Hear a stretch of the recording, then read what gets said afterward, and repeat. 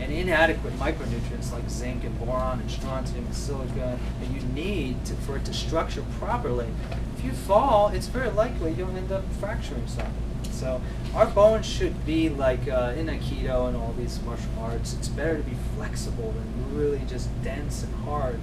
And it makes sense. We are what we eat. So if we eat limestone and bone meal and an oyster shell, we're going to turn to stone.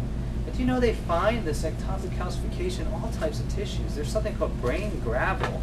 They find little pebbles that just suddenly appear in people's brains. You know, it's amazing, but we're finding calcification in all different organs, and it's, well, hello, we've been told by our physicians to consume, what, 2 grams of limestone a day? Why? It doesn't make any sense. So would you say no calcium for people with osteoporosis? no. In fact, that's the beauty of nature, is that a long time ago, a scientist by the name of Louise Kevron wrote a book called Biotransmutation. And in that book, he explains down on the level of physics why, for instance, chickens who are pecking away at mica all day long, which is rich in potassium, are able to produce all these eggs constantly made of calcium carbonate. They're not consuming calcium.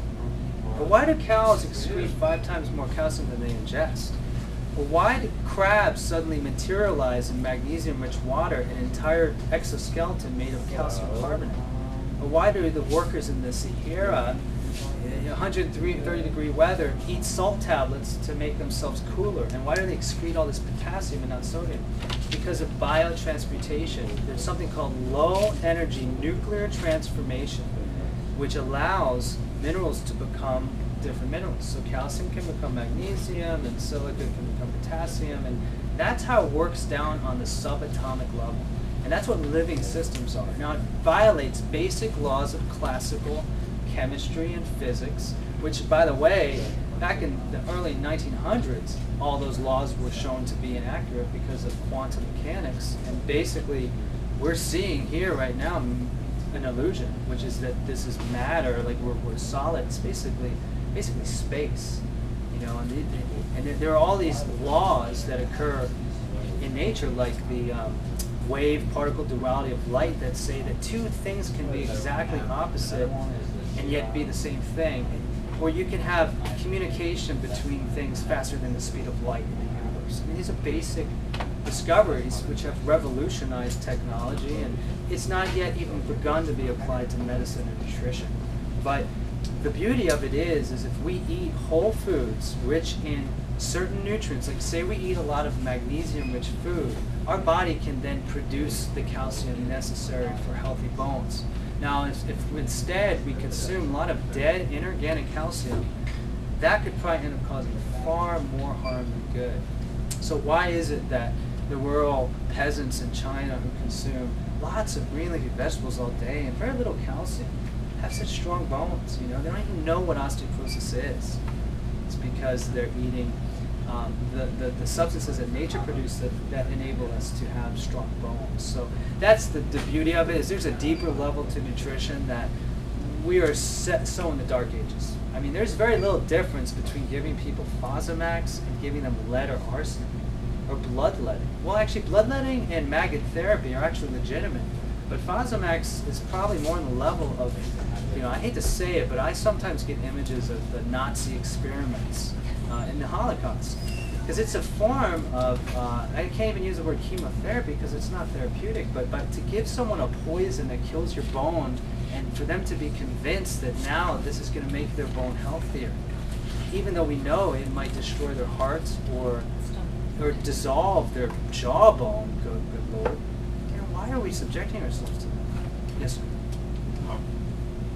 What about the vitamin D that is so often said to be important for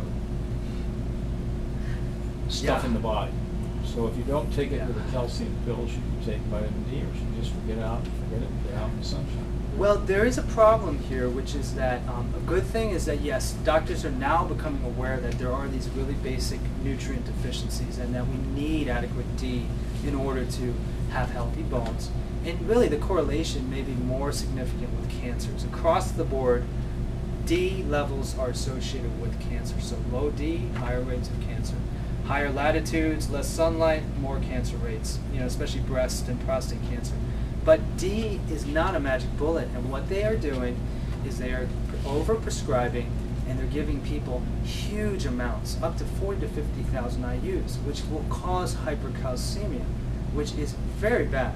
You see hypercalcemia in cases of breast cancer. I'm not saying that's causing breast cancer, but you don't want calcium levels to be extremely high in your blood. That can lead to ectopic calcification.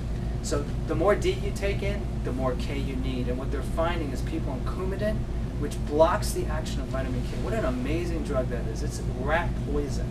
And it basically prevents K from working in your body. It's causing calcified arteries. So, okay, well, we didn't want you to have too thick blood.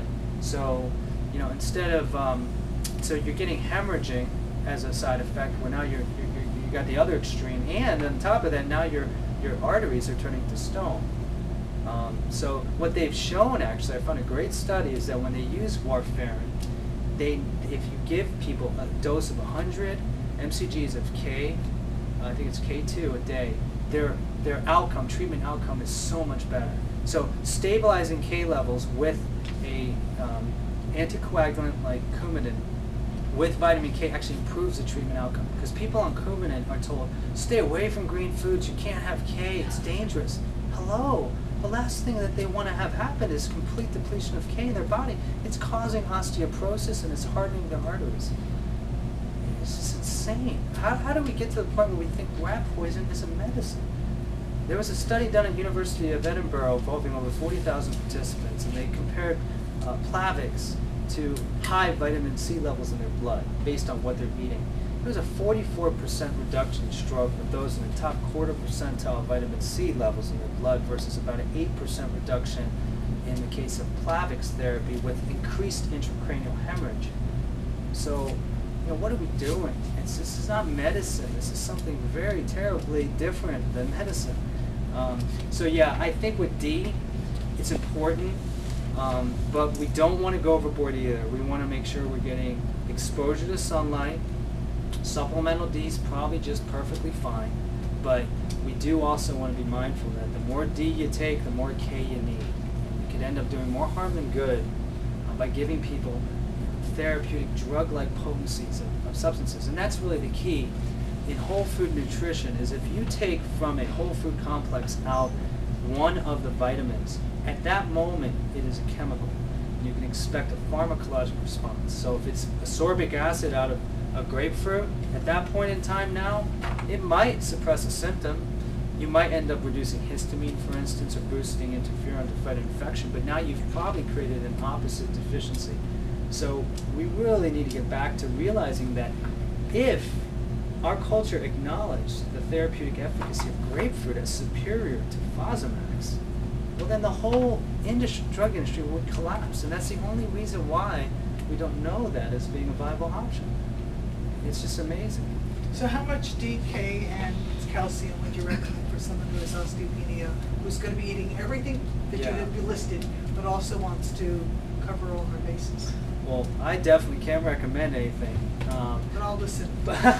What I would do for myself, yeah. If I was in your position, I would probably be looking into a product that was composed of food.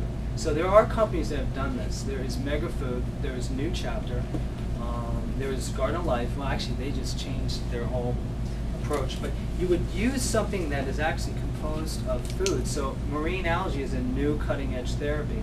And what they're doing is, New Chapter is producing bone strength. It was studied clinically at University of Texas, 1-year clinical trial. The participants who had osteoporosis were able to reverse bone loss, 2% gain after 1 year. Control group lost 0.9%. So it actually reversed osteoporosis. You talk so quickly. Marine? Yeah, it's called bone strength, and it's a form of algae. It's like eating kelp, but it's from the sea. And that's really, oh, I'm sorry, kale. That's really one of my favorites.